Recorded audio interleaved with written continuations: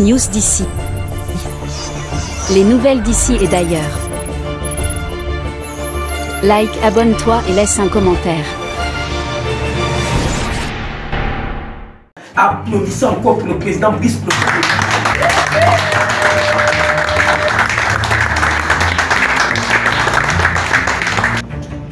Bina El Fox, un modèle de leadership pour le 2e arrondissement de Ntoum.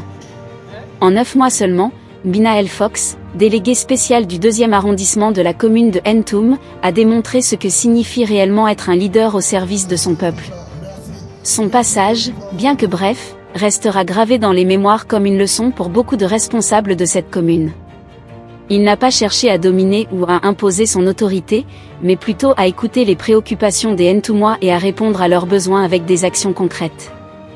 Avec des moyens modestes, Bina El Fox a initié des projets ambitieux à la mairie du 2e arrondissement, des projets qui commencent déjà à transformer la vie des commerçants et beaucoup d'autres opérateurs.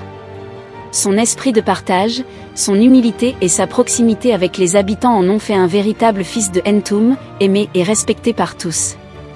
Là où d'autres auraient pu s'enfermer dans les privilèges de leur position, il a choisi de partager le peu qu'il a avec ceux qui n'ont rien. Pourtant, malgré son dévouement et ses résultats impressionnants, Bina El Fox a été brusquement évincé pour être remplacé à la grande surprise des populations du Komo-Monda. La réponse est aussi triste qu'évidente, son travail et sa position à l'UPR dérangent. Sa détermination et sa capacité à mobiliser le peuple de Ntoum en faisaient une menace pour les visiteurs de nuit. Ces figures de l'ombre qui hantent les couloirs du pouvoir et du palais de bord de mer. Ces individus, incapables de tolérer qu'un homme puisse briller par son travail acharné, ont tout fait pour ternir son image et freiner son ascension.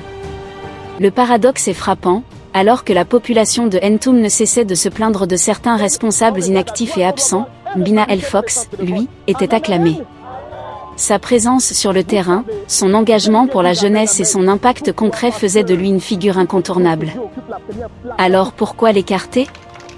Pourquoi priver la commune d'un homme qui, avec un simple poste de délégué spécial, a accompli ce qu'aucun autre n'a pu faire en des années? Il est clair que cette éviction n'a rien à voir avec une question de compétence.